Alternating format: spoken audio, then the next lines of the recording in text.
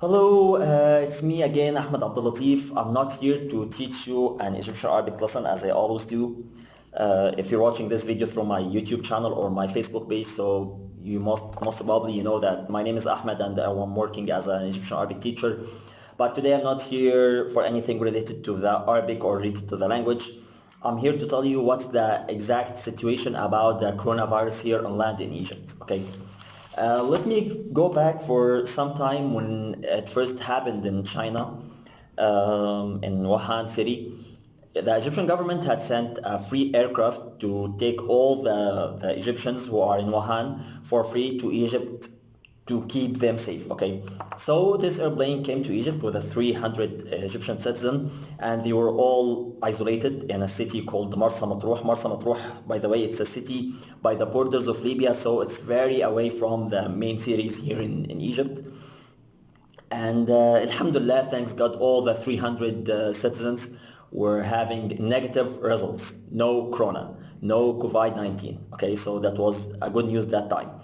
Then in the 14th of February, an Italian guy, a Thailand man, he died here in Egypt. He came to Egypt with carrying the virus, but it was too late to give him a good treatment, so he died here in Egypt in the 14th of February.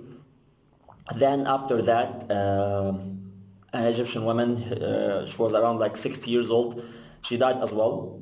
She was 60 years old and she died here because of Corona as well. And these were the first two death cases we had at that time. At that time, Egypt actually had around like 80 cases, 80 positive results. 80 positive results, okay? These 80 cases, 22 of them were totally recovered, alhamdulillah, everything was fine with these 22, and the others were found there in the hospitals, okay? Then it started getting bigger, and in the 14th of March, I'm talking like 3 days back, the Egyptian government had just decided that all schools will be closed, all universities will be closed, all clubs will be closed, all cafes will be closed as a protective action to control the whole situation. That happened in the 14th of March. Then next day, in the 15th of March, the Egyptian Army Forces, or actually the biological department, the biological weapons of the department of the Egyptian Army Forces, they start getting ready for sanitizing process. What happened here that the Egyptian Army Forces went to all schools, to all universities, to all ministries, all the governmental buildings, and they start doing the cleaning process to avoid any spreading of the virus. Okay, that actually happened in the 15th, and next day, actually, the next Sunday or the same day, people who are working in the private sector, they went to their companies, and the idea of working from home started being there.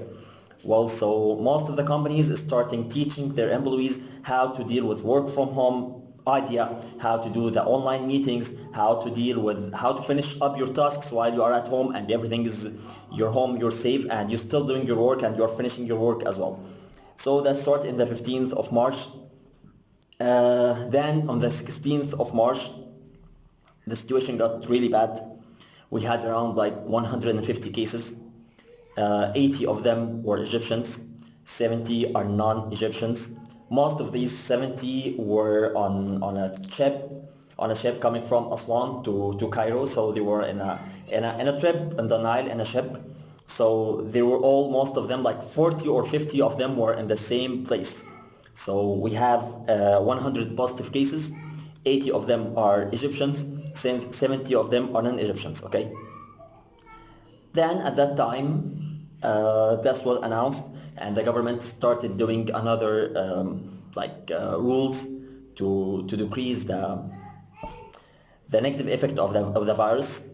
There were two great rules they did, or actually two big rules they did. First one was that all the governmental buildings, they will work by a 50% manpower, divided into groups. Okay, so there's a group gonna work on Sunday and Monday, another group gonna work on Tuesday and Thursday and Wednesday. So these groups, they never meet.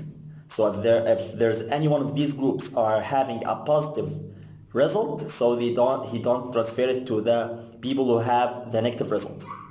So it was like working by 50%, with considering that there are groups that they never meet together. Okay, so to avoid the whole thing.